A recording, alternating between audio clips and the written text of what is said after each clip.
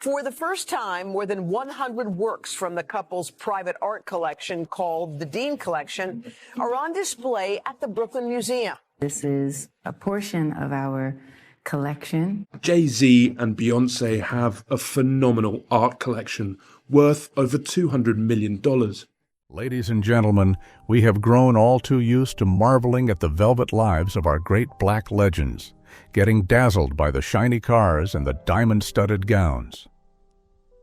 We see that brilliant glory, and we assume that is the whole story. But today, come walk with me deep into the shadows to crack open the doors of those bedrooms that were always kept locked. That is where our legends hid their true treasures, items that were not high-class luxury jewelry, but strange objects even, grotesque enough to haunt your dreams. Why would a powerful king of soul have to sleep buried in a forest of jet-black plastic dolls with hollowed-out eyes? Why would a matriarch of hip-hop choose to wear a necklace of cold, gold-plated human teeth instead of precious gems? And what drove angelic voices to sneak around collecting hair from the living or guarding rough, soulless, fake human skin masks in a glass cabinet like a horror museum? Behind that strangeness is not madness, but a cry for help from ultimate loneliness. Take a deep breath and let's lift this velvet curtain together. Here is the story of the 11 most bizarre collections of black celebrities. 1. Solomon Burke, the Scapegoat Dolls Collection. In the dazzling world of soul music, where powerful voices like Solomon Burke reigned supreme, few could have guessed that behind the massive frame and confident demeanor of this king lay a soul besieged by invisible fears of destiny. This man, weighing over 400 pounds with an influence spanning across America, dedicated his life to one of the strangest and most grotesque collections ever to exist in the artist world, an army built right inside his bedroom so he would never truly have to face loneliness. There, surrounding his custom-designed bed, stood a row of life-sized plastic dolls, creating a scene that would make anyone who accidentally witnessed it freeze in silence. The entire collection was painted a deep jet black, with the eyes completely hollowed out, leaving bottomless dark pits as if they were guarding some secret from the other side. The king of rock and soul did not view these figures as a mere hobby. He called his monstrous collection his Scapegoat Army. The owner of massive hits was obsessively haunted by the belief that every successful star was a target for curses and jealousy, and the only way to survive was to own a collection of inanimate stunt doubles. Night after night, after shedding his glittering tuxedo, the brilliant artist returned to these blocks of black plastic to perform a private, tormented ritual. Solomon believed this collection had the power to siphon sickness, bad luck, and even death that was stalking him. Amidst the hazy smoke of incense in his Philadelphia mansion, one could occasionally hear the murmuring of the revered elder conversing with the eyeless dolls, as if this giant entity were trying to transfer all his physical and mental pain into his grotesque collection. The truth about this shocking collection was revealed most nakedly in a special interview on Philadelphia radio in 1974. Amidst the quiet air, stripping away the pride of a star, Solomon Burke confessed this strange belief in a deep, heavy voice laden with emotion. He confided that he always lived with the feeling of being hunted, and the collection of effigies was his only escape to preserve his life. Solomon spoke with brutal honesty. "I keep those dolls in the room so they can take the fall for me. The demons out there don't care about the music. They want this soul. So I give them these hollow pieces of plastic at home. I have to offer them something to chew on instead of my own heart. As long as I wake up tomorrow and see the sun, I know my collection has done its job, and I have to go find more new dolls to fill the room." That heartbreaking confession pulled back the curtain on a hidden corner few understood. Behind the halo was a perpetually insecure soul, where a collection of black dolls was the final lifeline to make him feel safe. Solomon Burke used this bizarre collection as a way to bargain with fate, turning his bedroom into a shelter for materialized fears. Until his final days, Solomon believed that as long as this scapegoat army stood firm around his bed, his soul and his voice would be protected, completely isolated from the darkness waiting to swallow him whole. Sometimes, a star doesn't hide fame, but disturbing truths that could bring an empire down. 2. Jackie Shane, The Secret Love Letters from the Elite Collection. If there was anyone holding secrets powerful enough to shake even the most solid foundations of 1960s American society, it would undoubtedly be Jackie Shane. Amidst an era where the lines of race and gender were drawn by harsh laws and prejudiced glares, Jackie appeared on stage as a mesmerizing, gender-defying phenomenon, possessing a voice that could melt even the hardest of hearts. But behind the brilliant neon lights of the nightclubs in Toronto or Nashville, this mysterious artist also possessed a separate kingdom, a strange collection built from thousands of handwritten love letters, carefully hidden inside velvet-lined wooden boxes, where every sheet of paper inside carried the weight of a ticking time bomb for the elite of that time. Unlike contemporary stars who were infatuated with gold, silver, or expensive silks, Jackie's treasure trove consisted of thousands of trembling lines from white men of the highest social status. Can you imagine? They were politicians who constantly preached about family morality, powerful bankers, or even stern judges. By day, they might be the ones putting their pens to sign cruel, discriminatory decrees, but when darkness fell, they slumped over their desks to pour onto the paper the burning desire and ceaseless torment reserved for Jackie. Our legendary artist quietly collected the weakness of those who were running the world, turning this collection into a living diary, stripping bare the hypocrisy of an entire era. The existence of this shocking collection was once revealed in a naked manner in a rare interview on television in the late 60s. Standing before the suffocating curiosity of the public regarding private life, Jackie did not dodge at all, but chose to confront it head-on. With sharp eyes and a confident demeanor, Jackie dropped bitter words of confession about the keepsake being held. You know, I possess boxes filled with confessions from the people you still call the elite. By day, they drive people like us out of society, but by night, those very same men kneel to write letters begging for a little warmth from the one they call a sinner. I keep this collection not for love, but to remind myself just how ridiculous this world is. Every letter is a chain that they placed around their own necks, and then foolishly handed me the key to hold. That proud narrative pulled back the curtain on a truth that the upper class of that time always wanted to bury.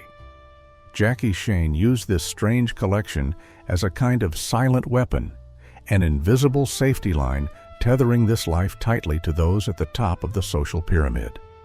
Until the very final years of living in seclusion in Nashville, this symbol of freedom still cherished those pages as evidence of a silent psychological war. These love letters in the shadows were a damning verdict for a period full of contradictions, where an artist pushed to the margins of society became the one holding the Achilles heel of the white upper class. Born from forbidden love, this collection asks, who was truly trapped, Dehi? The honest artist or the powerful behind moral masks? 3. Sylvia Robinson, The Gold-Plated Teeth Jewelry Collection. For those of us who journeyed through the golden age of black music, we surely remember the magnificent presence of the woman of steel who birthed the Sugar Hill Records empire, the mother of hip-hop, Sylvia Robinson. However, hidden behind that brilliant halo was a possessive obsession that bordered on suffocation. A jewelry collection cast from the actual biological parts of her loved ones and the artists under her command. In her lavish mansion in Englewood, New Jersey, the treasure Sylvia cherished most was not the gold records hanging on the walls, but the baby teeth of her children and grandchildren, and the teeth of those closest to her, all exquisitely dipped in 24-karat gold. She did not view these as ordinary beauty accessories. To Sylvia, teeth were the hardest substance, the final part of a human being that could resist the rot of time. She wore them around her neck, pressed tight against her chest, as a way to lock the destiny of her tribe to her own life force, believing that as long as those fragments of flesh and bone were with her, betrayal would never find a way into Sugar Hill. The secret of this grotesque collection held by the Queen of Black Music was recounted through the memories of the legendary vocalist Angie Stone, a former member of the female group The Sequence, the first roses who dared to challenge the gender barriers in rap under Sylvia's molding hands. On a winter night in 1982, right in a backstage filled with smoke and pounding bass after a sold-out show, Sylvia pulled Angie into a private dark corner where the light from yellow candles flickered against a bright red velvet box. In a rare moment of silence, the most powerful woman in the music industry at the time gently opened the lid, revealing a bizarre necklace glinting with an eerie light. Sylvia softly caressed the gold-plated teeth, with hands adorned in diamond rings, then whispered to Angie in a tone that was both intimate and strangely mysterious, "Angie, the world out there always wants to steal what belongs to us. A star can tear up a contract to fly away.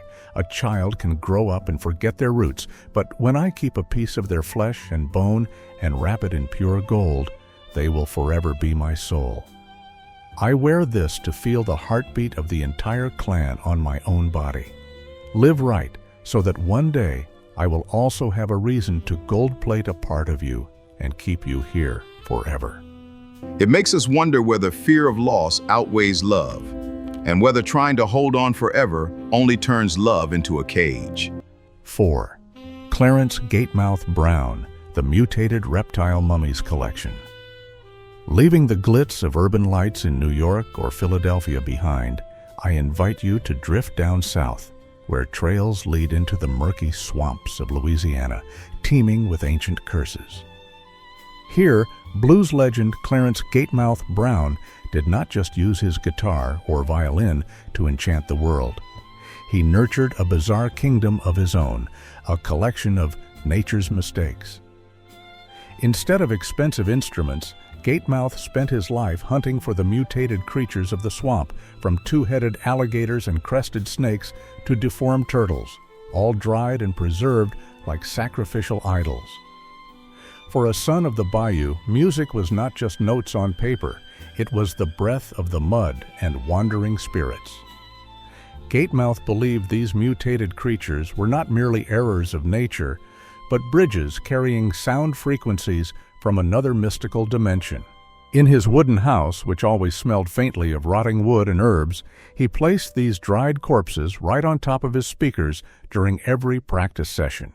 He believed the vibrations from his playing would awaken the energy from those flawed creatures, allowing them to infuse his music with a dark, vast power that no ordinary artist could touch. This strange corner of his life was revealed nakedly through the words of Roy Clark, a country music legend and Gatemouth's longtime friend. During a backstage conversation at the New Orleans Jazz and Heritage Festival in 1994, Roy still couldn't hide his shock when mentioning his friend's practice room. He recounted that, in the middle of a violent tropical storm, Gatemouth led him into a room filled with dried reptile corpses. Under the flickering light of lightning, Gatemouth placed his hand on a dried, two-headed alligator resting on a burning hot amp and rasped to Roy, "Do you hear it? That is the scream of those abandoned by creation. People call them freaks, but I call them divine notes." When the speaker starts to vibrate, they sing with me. I don't play for the crowd out there. I play to wake these souls so they can lend me the ears of a swamp god. Without these outcasts by my side, my music is just hollow, soulless noise.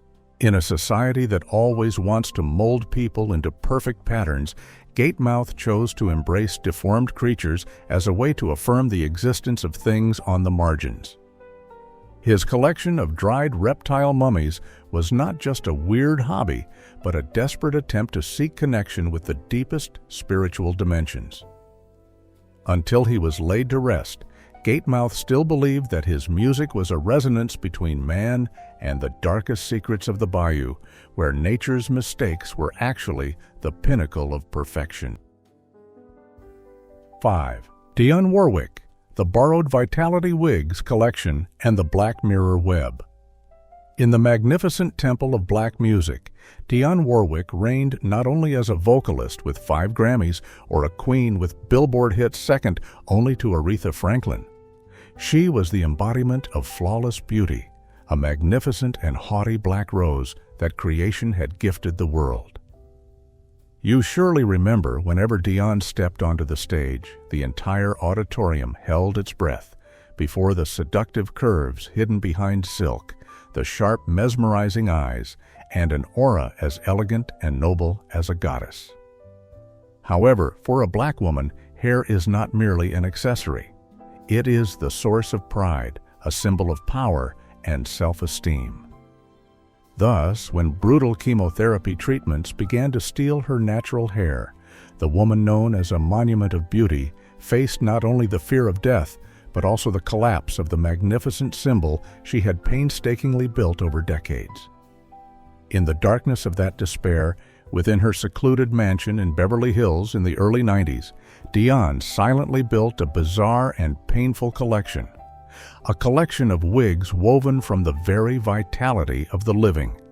Through her most trusted hairdressers, who had to place their hands on the Bible and swear to keep the secret until their last breath. Dion actively ran a haunting harvest campaign for her collection.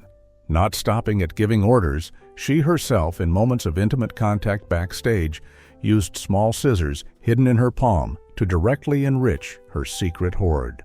With the skill of a master performer, she would use the excuse of adjusting a collar or giving a congratulatory hug to secretly snip locks of real hair, still warm with life, right as beautiful actresses or dancers left the stage. She craved strands still smelling of the sweat of glory, the scent of vibrant youth, to add to her plundered collection. These trophy locks, gathered by her own hand, were brought back and woven into resurrection crowns bearing the vital imprint of each former owner. In a sealed room that never saw sunlight in Beverly Hills, surrounded by a web of black mirrors draped in mysterious velvet, Dion would sit alone in the deep night beside her strange collection. She would don the wigs she had painstakingly taken from younger colleagues, believing that through meditation, the raging vitality from those healthy bodies would seep through her scalp, helping her push back the ravages of chemicals and revive her lost, magnificent beauty. This painful confession was once witnessed by Cissy Houston, her cousin and closest associate, late one night in 1992 after a show in Las Vegas. When Cissy walked into the dressing room, she froze, seeing Dion sitting motionless before a black mirror, wearing an item from the collection woven from the hair of 3 dancers who had just performed.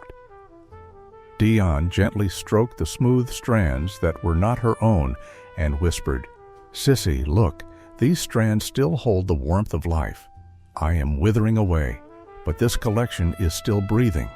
I need the raging vitality of those kids out there to cheat death, to feel my blood being purified. Don't look at me like that. I'm just trying to keep this crown from falling into the black mud before I see tomorrow's sun." Does it mean that when the fear of fading away weighs heavier than self-respect, people are willing to use the fragments of others' youth to fill a counterfeit collection, wrapping up their own withering and turning the desire for immortality into a kingdom woven from cruel strands of life? 6. Swamp Dogg, the Grotesque Self-Portrait Collection. In the world of soul music, which is filled with standards of elegance, Swamp Dogg, real name Jerry Williams Jr., appeared as an eccentric ghost, a mad genius who never accepted the imprisonment of reality. This renowned artist and producer was famous for a musical style that blended soul and funk with sharp political, satirical lyrics, often accompanied by the most bizarre album covers in music history. However, behind the doors of his quiet mansion, he was also the master of a kingdom filled with horror, a collection of grotesque self-portraits featuring hundreds of drawings of himself in settings that exist only in nightmares. For this soul legend, painting was not entertainment, but a spiritual execution. He spent his life building up this collection with terrifying images, himself riding on the backs of giant sewer rats in dungeons, transforming into a creature that was a hybrid of man and beast, or even floating on clouds woven from bizarre giant pieces of raw red meat. He believed that every time he put his brush down on the canvas, he was performing a ritual to cast out the demons that were screaming inside his head. This collection was the cage that imprisoned those fits of madness so they could not spill out and destroy his real life. The existence of this haunting collection was directly confessed by Swamp Dogg himself on the music documentary show Soul Train during a special recording in 1975. Standing before the lens of the legendary host Don Cornelius, amidst the brilliant lights and the thumping music, the male artist looked straight into the camera, his eyes full of a haunted look, as if he were seeing those paintings in his home studio in Virginia again, where his close friend, Gary U.S. Bonds, once nearly fainted upon seeing the scene of him dissecting his own flesh on canvas. Swamp Dogg rasped to Don and millions of viewers, "People fear what I hang on the wall, but I fear the things that are tearing apart inside my head even more. This collection is the only place where I can lock them up. If I do not paint them out, if I do not force them to lie still on that wooden frame, they will eat me alive from the inside. Each painting is a piece of rotting soul that I have cast out to keep myself sane enough to write music. The world calls it horror, but for me, standing in front of that collection is the moment I feel I am truly free." Does it mean that when the outside world is too cruel with prejudices and stereotypes, people are forced to build a collection of madness, to once face the monster in the mirror head-on and find salvation amidst the chaotic strokes that go beyond ordinary moral standards? 7. Jackie Moms Mabley, the Dentures and Relics of the Dead collection. Jackie Moms Mabley was not only known as the pioneer woman who broke every barrier of the comedy world, but she was also the national grandmother with witty stories and a familiar, colorful knitted hat. However, hidden behind that gentle, toothless smile on stage was a bizarre and profound spiritual faith, a collection of dentures and relics of the deceased. She did not keep these things because of perversion, but in the way the old folks used to do, she wanted to preserve the warmth and the souls of the laughter that had been extinguished. For Moms Mabley, whenever a fellow performer or a black artist passed away, it was a painful loss. She quietly went to collect the smallest things, from handkerchiefs to the dentures of her late colleagues. In her private room, which always smelled faintly of incense, she cherished this collection of dentures like treasures. She believed that teeth and hair are the roots of a human, the last things remaining so she could hear their laughter. She did not want those artists to be buried by dust or forgotten by the world. The story of this grotesque collection in the shadows was not a passing rumor, but was revealed nakedly to the point of shivering through the memories of the female comedian Phyllis Diller. As a junior who was trusted by moms like a child in the house, Phyllis had the privileged favor of stepping into her private sanctuary. Late one afternoon in 1968, when the sun outside had faded, Phyllis walked into Mom's room, which was heavy with the smell of rotting wood and incense smoke. She caught the national grandmother sitting motionless, hands thin as dried twigs turning over old red velvet boxes. When the lid opened, Phyllis nearly screamed when she saw dozens of sets of dentures of the dead grinning out under the yellow light. Amidst the space that was silent to the point of suffocation, Moms did not lift her eyes. She just gently caressed an item in that bizarre collection and then whispered to Phyllis in a voice as raspy as if it echoed from the grave, "Do not be afraid, child. These are not soulless dry bones. This is the laughter of my old friends, the singing voices of the divas who once shone bright. When people leave, they usually take everything, leaving only this behind, the only tool to make life joyful. I gather them into this collection because I fear this world will become very quiet. Every night, I still hear them telling stories, still see them laughing heartily in this box. As long as I keep them, their souls are still here, still living with me. Does it mean that when one has reached the end of the road, witnessing too many separations, one wants to pick up the most naked fragments of the deceased to establish a collection of memories? For a person who spent a lifetime bringing joy to the world like Mom's Mabley, was keeping these dentures the only way for her to protect the final laughs so they would not be buried under the cold grave of oblivion. 8. Gary Schneider, The False Human Skin Mask Collection. If you were ever amazed by the image of a muscular black man wearing only a giant white diaper wreaking havoc on the stage of the legendary funk band Parliament Funkadelic, that was Gary Schneider. People called him Diaper Man, a guitar genius with a radiant smile and boundless energy. However, hidden behind that exterior that was somewhat humorous and bohemian in a sealed workroom in Detroit, Gary nurtured a collection full of the scent of death and obsession, dozens of masks made of rough, hand-stitched leather along with heavy, rusted iron chains.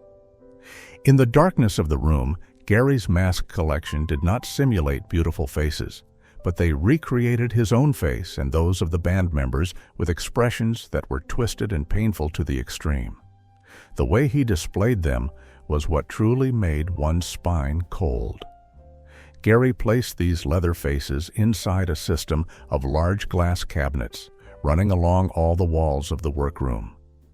Under the dim light, dozens of crumpled masks were mounted on invisible stands, looking like heads floating suspended behind the thick glass, surrounding the artist in the middle. Gary believed that every time he stepped onto the stage to bring joy to tens of thousands of audience members, his true body would be drained. Therefore, he needed this collection as a scapegoat, so that those soulless leather faces imprisoned behind that glass would take the hit for him against the fear and exhaustion from the aura of glory. This grotesquerie was never published in newspapers, but only existed through the trembling account of an anonymous paparazzo who had tailed Gary for many years to search for expensive private photos. In a secret testimony recorded in 1982, this photographer described the moment he broke into Gary's room through a window left open. I thought I would capture the scene of him partying hard, but no. What I saw through the lens that night was a scene of utter freakishness. In the middle of the room, reeking of old leather, Gary sat motionless on the floor. Surrounding him were towering glass cabinets, inside of which were dozens of crumpled leather faces staring strictly outward. The light hitting the glass created a feeling like souls were being sealed in sterile boxes. When I accidentally dropped my lens cap, Gary spun around. His eyes were empty, exactly like those masks behind that glass. He did not chase me, just rasped, "You saw it. These faces are keeping my pain from escaping. If I did not have this collection to take the hit instead, I would have gone mad right on stage long ago." Until he closed his eyes and let go of his hands in 2010, the male artist never once spoke up to confirm or deny the existence of this strange room. Where those false human skin masks went, or whether they were truly scapegoats as rumored, remains a mystery with no answer. Some people believe that they were just forgotten stage props, but there are also many who believe in a darker conspiracy theory, that each mask was a piece of soul that Gary was forced to trade to exchange for his innate talent and supreme fame. Those twisted faces in that glass cabinet are perhaps still somewhere, silently guarding the most painful hidden corners that the once glorious diaper man never wanted to bring into the light. 9. Leverne Baker, The Betrayal Feather Fans Collection. Leverne Baker, the queen of early R&B, possessed a radiant beauty and seductive dance moves on stage. However, behind the giant Victorian-style feather fan that she often used to cover half her face while performing was a spiritual ritual full of bitterness. Each fan in Leverne's collection was not a fashion accessory. They were graves made of feathers. Every time she was betrayed by a man or a romance broke down in pain, Leverne would silently go out to purchase an expensive feather fan. To her, feathers, soft yet cold and sharp, were the only things that could imprison hatred. She considered this collection as objects of suppression, using them to lock tight the trauma into every gap of the feathers, not allowing the pain to escape and ravage her heart once again. This grotesquerie was pushed to its peak through the account of her private costume tailor. On a performance night in Chicago in 1960, after discovering her secret lover was having an affair, Leverne locked herself in the dressing room for hours. The tailor walked in and froze cold, seeing that she was not crying, but was frantically using a needle soaked in blood from her own fingertip to sew through the bone of a jet-black feather fan. When this person intended to touch it, Leverne roared with eyes burning like fire. "Do not touch your hand to it! Do you not see? This is the soul of the traitor that I have just stripped away. Every feather here is a lie of his, and I am using my own blood to seal them up forever. I do not hold the fan for beauty. I am holding the cage that imprisons that man. As long as I spread this fan on stage, he will have to kneel under my hand. His breath will be suffocated in this pile of feathers, and he will never have the chance to hurt anyone else ever again." Until the day she passed away, she still kept those dozens of fans intact in solemn black silk-lined boxes. Whenever the stage lights went out, she returned to the kingdom of feather strands, where she was no longer a victim of lies, but the one who completely mastered her own pain. 10. Butterfly McQueen, the broken-faced porcelain dolls collection. Surely you still remember the face of Butterfly McQueen in the masterpiece Gone with the Wind. Her entire life was framed in maid roles, pushed to the margins of society because of her skin color and distinctive voice. It was exactly that rejection that pushed her into a private world full of pathos, a collection of broken-faced porcelain dolls. Butterfly did not go looking for beautiful, perfect toys. She spent half her life scouring garbage dumps or secondhand stores to pick up porcelain dolls that had been thrown away, those with faces cracked open, limbs fallen off, or eyes shattered to pieces. She saw the image of herself, an artist wounded by prejudices, in those imperfect items. The truth about this collection was only revealed through the report of a social worker when visiting her small apartment in 1993. This person could not help but be haunted when seeing Butterfly using tiny shards of broken mirrors to meticulously attach them onto the crack on a porcelain doll's face, then whispering to it as if soothing a child, "They threw us away because we are no longer shiny, right? But do not be afraid. I am piecing together these lives for you here. Each crack is an insult that I once had to hear in life. We are all those rejected by the world, so we must rely on each other to live. If I let go of my hand, your souls will vanish into the void, and no one else in this world will know that we once existed." Until the very moment she passed away in a heartbreaking fire, Butterfly McQueen was still by the side of her collection. She chose to spend the final years of her life caring for things that were shattered, as a way to self-soothe her own soul, which was full of injuries. 11. Major Lance, the Criminal's Gloves collection. Major Lance was once the king of Chicago soul music, with an extremely gallant demeanor and skillful dance steps. But behind the brilliant aura, this male singer nurtured a dark belief in the underground power of those standing outside the law. He owned a bizarre collection of gloves, but not the white silk gloves for performing, but the gloves of the most notorious thieves, assassins, and gunmen in the Chicago region. To build up this collection, Major Lance used tricky relationships with the underworld in the South Side during the 60s and 70s to buy back keepsakes from the hands of gangs. These items were not shiny at all. They were worn-out sheepskin gloves, soaked in the smell of gunpowder and sweat, or black wool gloves with the fingers cut off to easily pull the trigger of a machine gun. Most notable among them was a pair of dark brown cowhide gloves believed to belong to Sam Giancana, the notorious boss of the Chicago outfit criminal organization. Major Lance believed that the killing aura and the cunning of those who had dipped their hands in crime would seep through the leather layer, helping him become inviolable before every collapse of his career. This event was unveiled through the narration of a former nightclub security guard in Michigan, who accidentally caught the male artist standing nestled in the darkness after a failed performance night in 1978. At that time, Major Lance was wearing a pair of old, worn black leather gloves which had strange dark stains on the palm, something rumored to be the keepsake of a gunman who was assassinated in a gang purge in 1965. His eyes lit up in an abnormal way as he stared at his own hands and rasped, "Do you see the power flowing through these leather strands? These are the gloves of a killer who put people down without ever being caught. When I put them on, I am no longer the washed-up singer trembling with fear. I borrowed the hands of the Reaper to strangle this miserable fate. In this darkness, this collection gives me the power that the brilliant stage lights out there stripped away. I do not need the audience to applaud anymore. I just need the feeling of being the ruler in this night."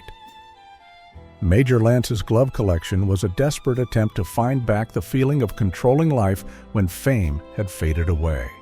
Does it mean that when no longer cherished under the stage lights, the artist is forced to seek the protection of criminal ghosts, using a collection stained with the smell of violence to cover up the rot and the ultimate fear in the depths of their mind? Ladies and gentlemen, our journey through the secret rooms of these black music legends must come to a close here. Gazing upon these collections, we do not see eccentrics, but we see human beings of flesh and blood bearing scars that will never heal. It is a naked perspective on the steep price of genius and the fame of black people in a truly turbulent era. If you feel a connection with the stories shared today, please do not forget to hit the like button, subscribe to the channel, and turn on the notification bell right now so you do not miss the upcoming journeys to discover the secrets never before unveiled behind the stage lights of the greatest black legends in our history.